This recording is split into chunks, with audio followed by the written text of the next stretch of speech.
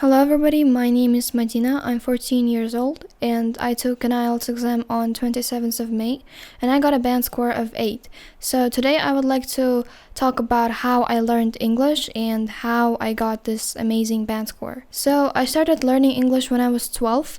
It was a lockdown and I started watching a lot of Netflix TV series and I wanted to watch them in their original language. So I decided to learn English.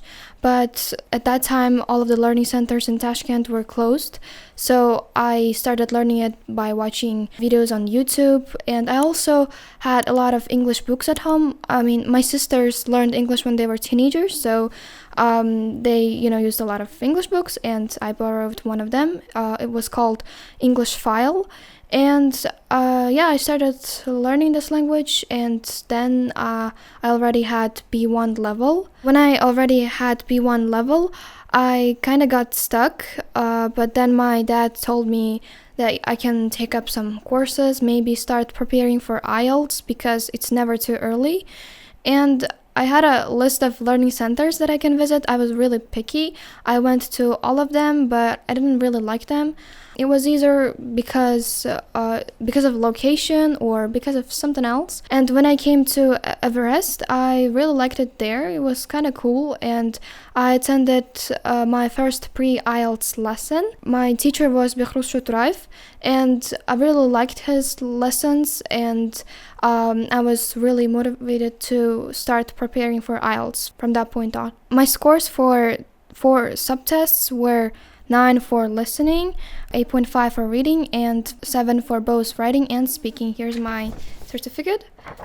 And for listening, when I only started preparing for it, I didn't have many problems because I've always been surrounded with English content. Like, my YouTube feed is full of English videos, and I would understand most of the things that they were saying in IELTS listening audios. But I still had 2 problems, which I'm sure a lot of students face.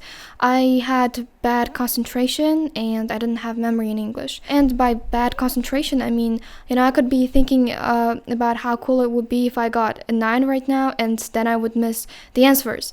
That was really stupid, but then I realized that if you do a lot of practice, if you attend more mock exams, you get rid of this problem.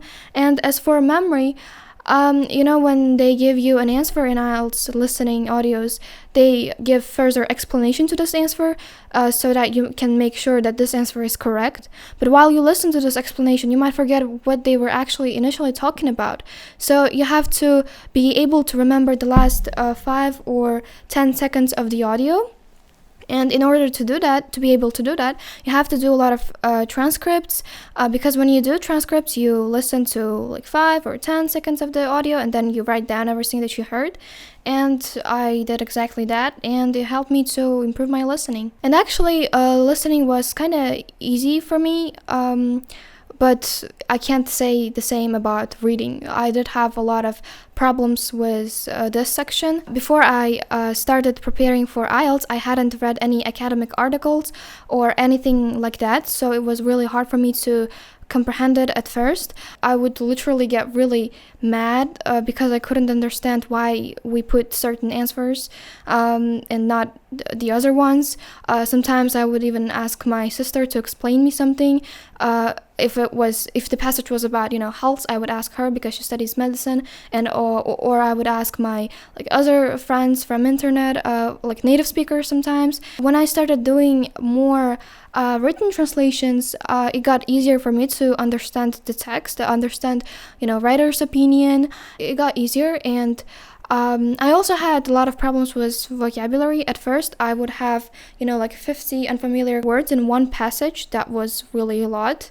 But then I started learning them by their definition, not by their translation, because I think if you ask any teacher, he will say that learning words by their definition is much better, because you get fluent in English more. You don't have to translate everything in your head, so it gets easier for you. You get more fluent. I also created a channel 1 month before my exam, and sometimes I sent vocabulary lists there, interesting articles, short and just English content, so you can subscribe if you want. I hope it will be useful to you. Next comes writing. Before I attended my first pre-IELTS lesson, I didn't know how to write essays at all. But then I learned the structure, templates, linking words, and I also did a lot of practice. I attended mock exams, but I didn't see results. I didn't make much progress. My essays were still meaningless. They weren't coherent. But when I got my teacher's feedback and when I started reading more model essays, it got better and better. And I remember before my exam, I read 5 or 6 model essays. And on the exam, it was like something took over my soul, and my hand just started writing on its own, and that was funny. So I would definitely say that reading model essays is really helpful. So now let's talk about speaking. I think that I paid most attention to this section.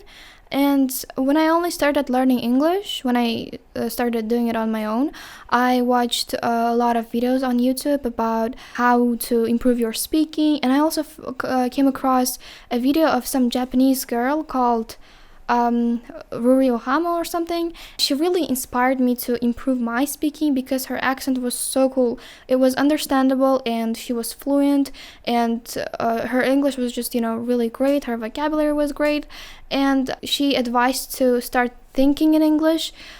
For example, if you're just, daydreaming, you should try to do it in English. And I think it definitely helped me to get more fluent in this language. And I also installed an app called Discord, and sometimes I talked with girls from different countries, from Germany and Russia in English. It also really helped me to get more fluent. And if you do the same, I think you can also improve your speaking and just your general English. And when you reach the point when you can talk about literally anything, it could be, religion or politics, you can definitely nail your speaking exam. But you shouldn't forget that you also have to prepare sample answers, and you also have to, adapt to the format of IELTS speaking. So that's pretty much it. I hope you found this video useful. And on a last note, I would like to thank my teacher because I was able to improve my English from B1 to C1 level in just 9 months and get this amazing score because of his IELTS and grammar lessons. And I would also like to thank my parents for allowing me to pursue my dreams, and see you when I get a 9.